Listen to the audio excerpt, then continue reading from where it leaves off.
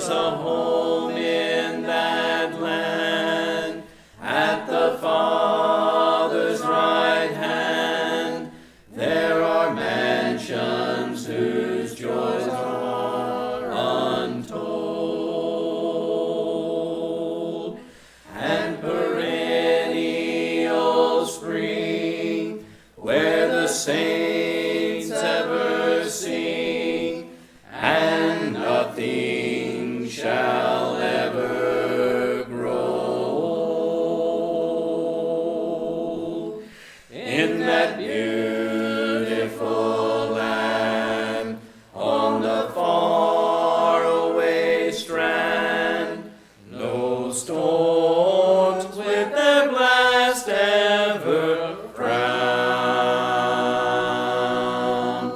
The street, I am told, is paved with pure gold, and the sun, it shall never go down.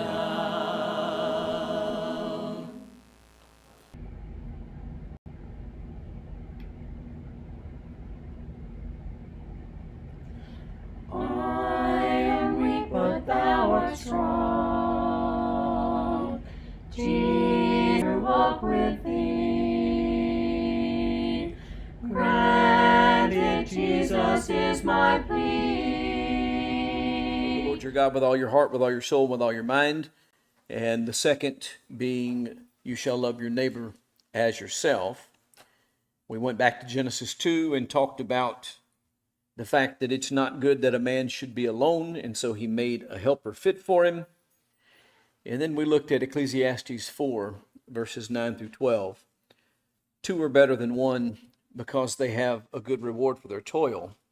For if they fall, one will lift up his fellow, but woe to him who is alone when he falls and has not another to lift him up.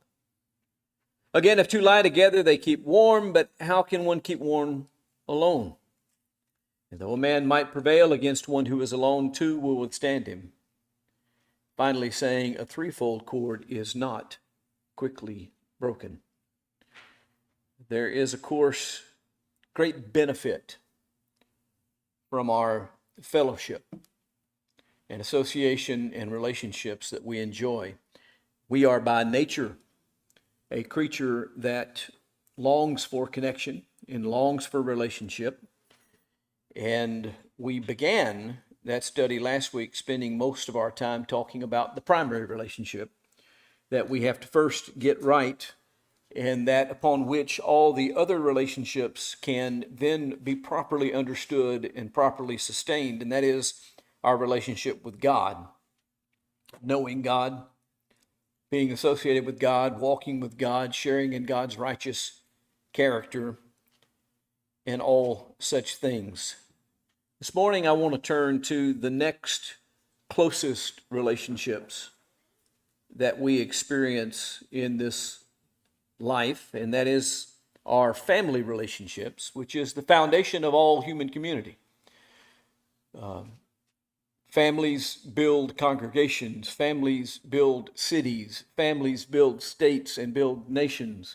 All other relationships first start with the family unit.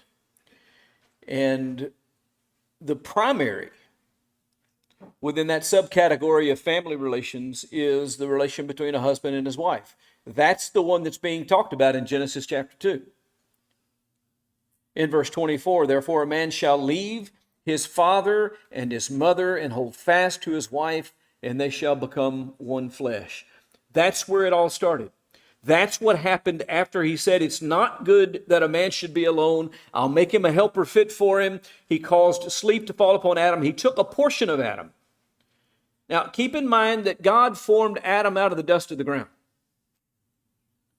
And if he didn't want us to understand the relational nature that we share as men and women, he could have just as easily taken dust of the ground and formed Eve and breathed life into Eve the way that he did Adam. But he did not do that. He took a portion of Adam and fashioned that into a woman. And Adam learned from that and said, this is now bone of my bones and flesh of my flesh. And she's called woman because she was taken out of man.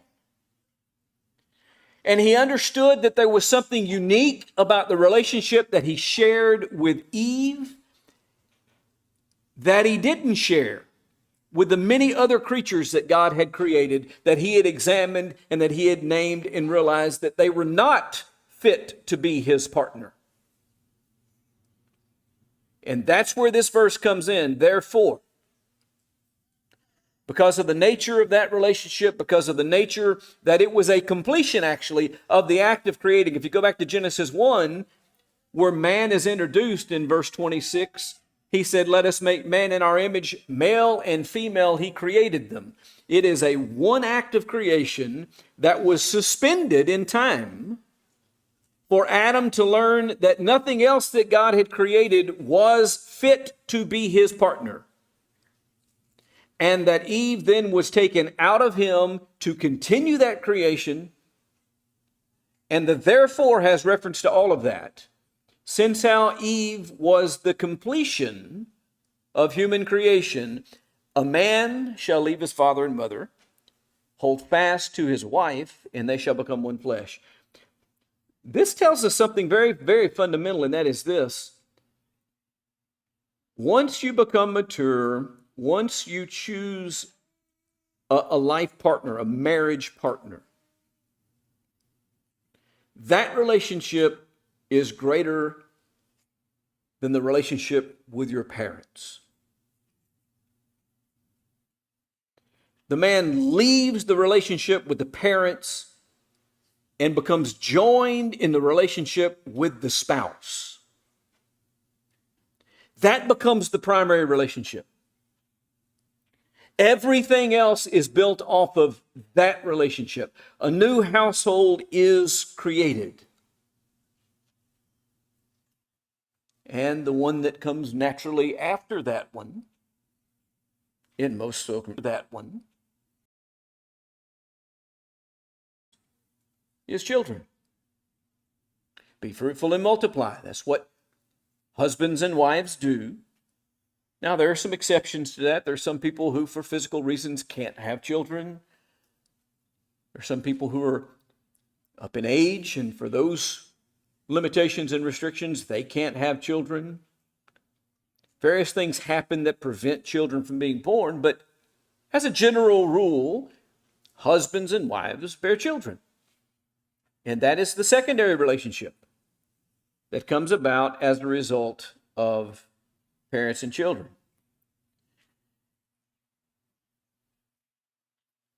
The obligations in that secondary relationship, I would argue, stem and flow from the obligations in the first. And so what I want to do here is I want to go to Ephesians 5, if you want to turn with me there. Ephesians chapter 5, and we're going to start looking around at verse 22. And there's something that's going on here, and I'll go ahead and tell you up front, what this section of Scripture is actually talking about is the relationship between Christ and the church. But he tells us that we can look at the relationship between the husband and wife to understand the nature of the relationship with Christ and his church. And so we want to look at this, and then we want to look where this naturally flows. Starting in verse 22, wives, submit to your own husbands as to the Lord, for the husband is the head of the wife, even as Christ is the head of the church, his body, and is himself the Savior. Now, as the church submits to Christ, so also wives should submit in everything to their husbands. Husbands, love your wives as Christ loved the church and gave himself up for her, that he might sanctify her, having cleansed her by the washing of water with the word, so that he might present the church to himself in splendor, without spot or wrinkle or any such thing, that she might be holy and without blemish. In the same way, husbands should love their wives as their own bodies. Well, that makes sense, since how you've become one flesh. He who loves his wife loves himself. For no one ever hated his own flesh, but nourishes it and cherishes it, just as Christ does the church, because we are members of his body. Therefore, a man shall leave his father and mother, hold fast to his wife, and the two shall become one flesh. That's what we saw in Genesis 2, right? This mystery is profound, and I am saying that it refers to Christ and the church. However, let each one of you love his wife as himself, and let the wife see that she respects her husband. And so we've got this foundational thing, and the lesson to be learned from it. We were given the relationship of marriage and the husband and the wife, and understanding how intimate that relationship is and how indivisible that relationship is. God says we can see in that relationship some similarities between Christ and the church, and learn from that relationship just how close Christ is to his body, the church. But I want you to notice what happens here. Look at chapter 6, the very next subject in this letter. Children, obey your parents in the Lord, for this is right. Honor your father and mother. This is the first commandment with a promise, that it may go well with you, that you may live long in the land. Fathers, do not provoke your children to anger, but bring them up in the discipline and the instruction of the Lord. You see, there's this natural flow. If you talk about the husband and the wife, then that next natural relationship is the parental relationship. That nuclear family, parents and children. That's to be full of honor and respect and nurture and care and admonition. The children respecting and honoring the parents for the nurture, the admonition, and the instruction that they provide them. Fundamental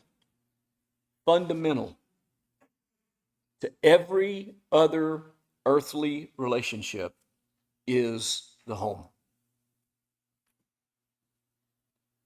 And much of what is wrong in the world directly correlates with the disrespect and the disintegration of the home unit.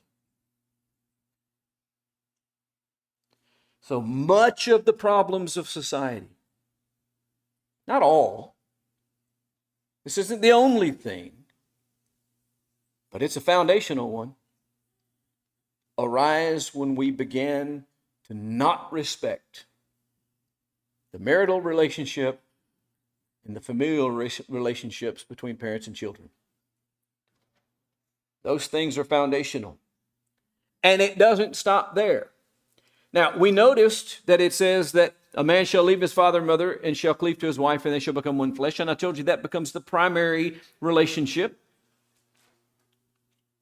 But just because that shifts, and now my primary relationship is no longer my parents, but my primary relationship in this world is my wife and my children, secondary to that one, there's still the generational familial relationships. Grandparents, great-grandparents. I had the blessing of knowing my great-grandparents on two sides of my family. Grandparents are extremely important as well. Look with me in Proverbs. Proverbs chapter 17 and verse 6. Grandchildren are the crown of the aged, and the glory of children is their fathers. We need to appreciate and respect generational associations in our family as well. In the few cases where there is still some measure of respect for the marital relationship and a nuclear home that's built, in far too many places grandparents are sidelined and pushed out and ignored largely and completely. That ought not be the case. There's much value to the relationship. It's an important relationship. You want to know how important? Turn with me to 2 Timothy chapter 1 and verse 5. The Apostle Paul is inspired, I believe, in this letter, writing to Timothy, a young evangelist.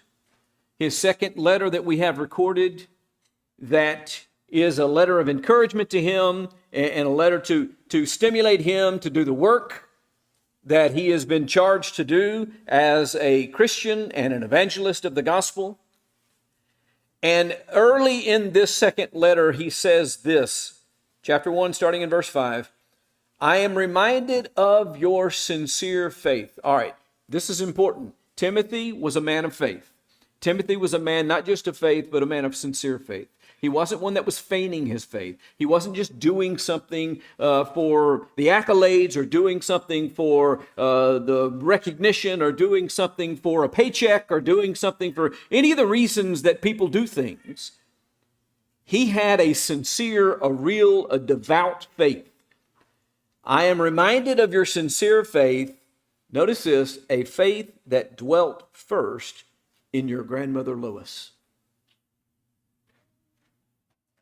and your mother Eunice, and now I am sure dwells in you as well.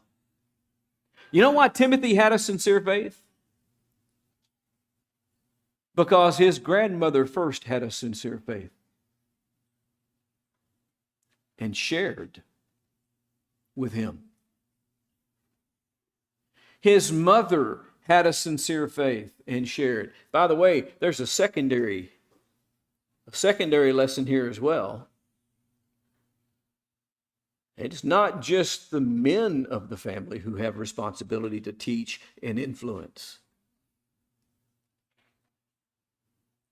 But Timothy, I know that your faith is genuine and sincere because I know the faith of your grandmother, and I know the faith of your mother, and I know that they taught you and they shared with you and they developed in you the faith that they themselves had. There is a passing of faith onward from subsequent generations. And so, whoever I am, I greatly owe to my parents and my grandparents and their parents before them for the things that they did and the things that they learned and they passed on to me. And somebody may sit there and say, well, I'm a first generation Christian and my faith has nothing to do with my parents. It may be the case that your parents knew little about God and knew little about His Word, but I want to tell you something. Even if you're a first-generation Christian and your faith isn't derived from your parents, there is a lot about you that is derived from your parents and a lot about what you know and do right that you learned from your parents. Even if they didn't do right, I can speak from experience. There are things that I learned to do right because I was determined not to do them wrong.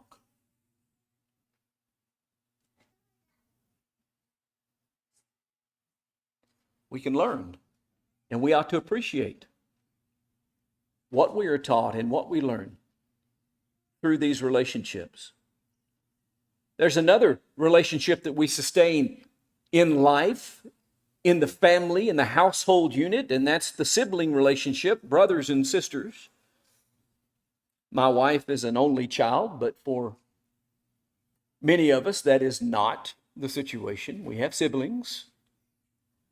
And those relationships are always interesting. These flesh and blood relationships that we have with brothers and sisters in the flesh, sometimes they are very, very strained. The Bible story holds no punches on that. We have Cain and Abel. The very first murder ever happens on the earth happens between brothers. We have Joseph and his brothers, and that strained relationship, which also almost led to murder. Luckily, there was one of the brothers who said, yeah, murder may be pushing it too far. I tell you what, let's throw him in a pit, and then if some people come by that we can sell him, who we get rid of him and we make some money. And that prevailed upon them, and that's what actually happened to him. Now, God used all of those circumstances to push forward his plan in the world. But we see those strained relationships that can exist between brothers and sisters. But you know what it's intended for? Look in the book of Proverbs again, chapter 17 and verse 17.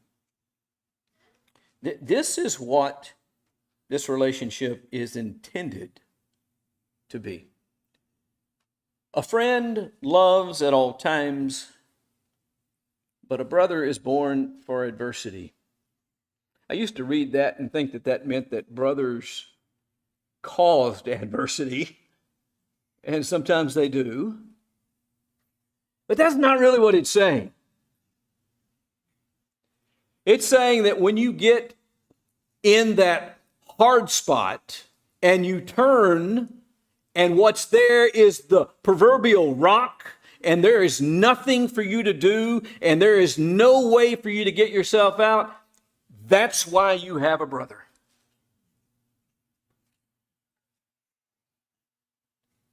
So that when you fall down, there's someone there to help you up. Does it work out that way all the time? It doesn't work out that way all the time, but I'm going to tell you this. If you and I get our relationship with God right, we get our relationship, therefore, with our spouse right, we get our relationship with our children right, we can get our relationship with our siblings right eventually as well.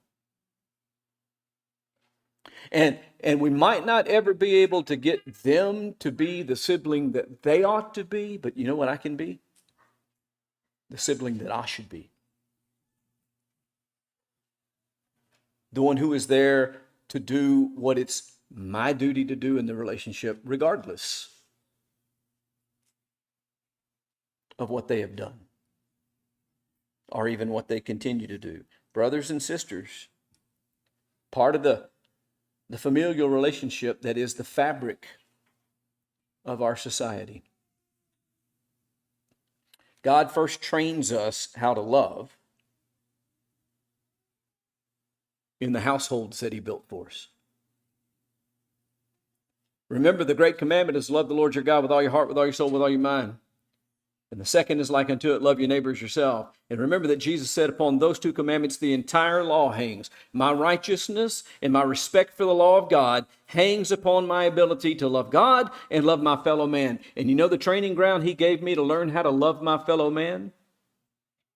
My home, when He told me to love my children, and He told me to love my spouse, and He told me to love my parents, and He told me to love my siblings, and He told me to love and honor my grandparents. He is teaching us from the birth how to love other people, even the ones that don't always make themselves lovable. Learning how to do it anyway, so that when He commands us to love our enemies, we've already learned how to do it.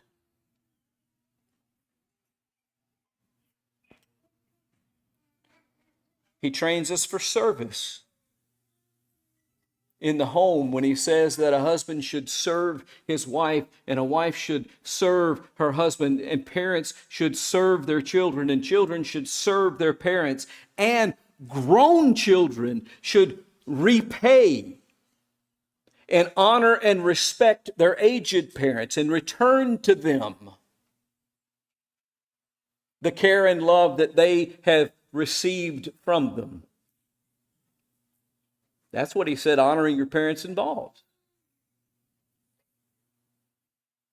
He's given us the training ground for service so that I know how to show someone else service that I don't have those natural bonds with, because from a small child I've learned how to help my brother or sister and help my parents, and all those chores that I was given as a child that I hated. really served to teach me how to do things that other people need done that I may not really want to do, but it needs to be done. And I can contribute because I'm able. I learned how to do that at home. Even homes that don't survive, you can still learn some of these lessons. It becomes more difficult. It becomes a lot more difficult, but you can learn them.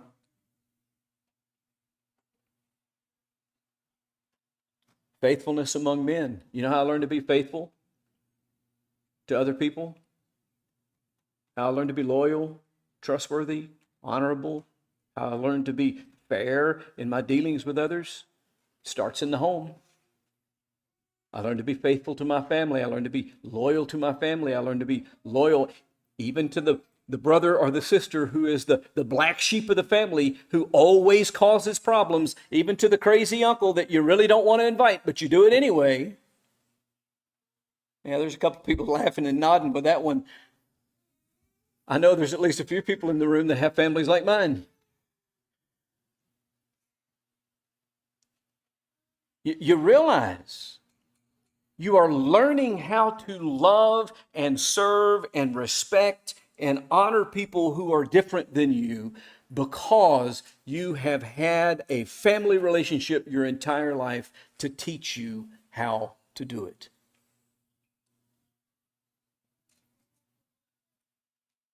It's all learned within the family structure. Everything God does is to teach. Every commandment he's ever given is to provide for us valuable training so that we can live in a way that reflects his righteousness, his godliness, his purity, his character. The best training that I can do about how to be a good Christian is to learn how to be a good son and a good husband and a good father, a good brother or sister. When I learn how to do that well, I'm well equipped to go out into the world and do that for all men of every walk of life, every shade of skin, both male and female, Jew and Greek, from whatever nationality they come from, whether they're nice to me or not, whether I like them or not. I have a great relationship with my mother-in-law. I pick on her all the time. She picks on me all the time. I tell her,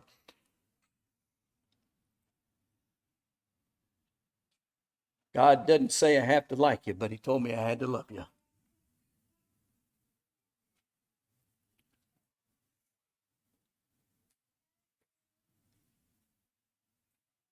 You know how you learn to do that? In your families. And so pursuing success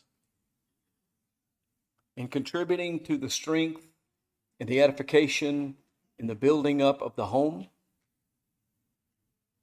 is part of our training in godliness. And the better we learn how to do that, the better position we are to be a man after God's own heart. And to be edifying to the church, and to be edifying to the community, and to be edifying to the society in which we belong.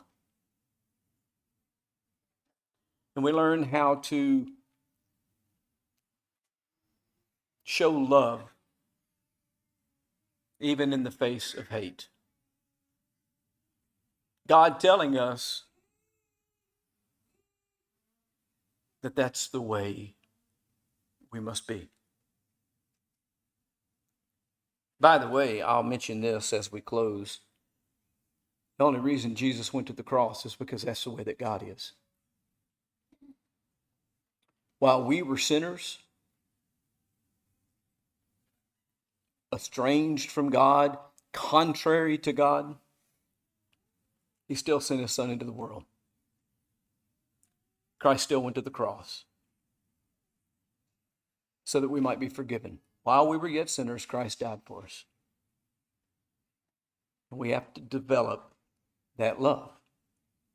And thanks to my brother, my sisters, my parents, my step-parent, thanks to the circumstances in which I came up in, I had a training ground in which to learn, so that I could be a better friend to Greg, and a better father-in-law to Sean, and a better evangelist in this community.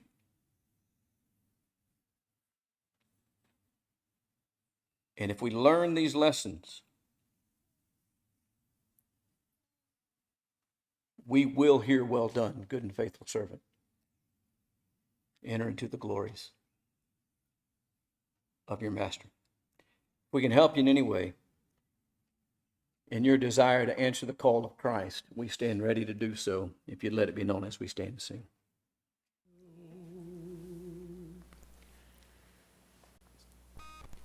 I have heard of a land on a faraway strand.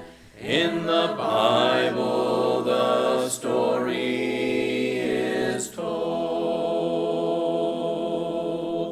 where cares never come, never darkness nor gloom, and nothing shall ever grow old. In that beautiful land, on the faraway strand, no storms with their blast ever frown. The street, I am told, is paved with pure gold, and the sun, it shall never go down. There are evergreen trees that been blowing in the breeze, and their fruitage is brighter than gold. There the throne of God stands in the fairest of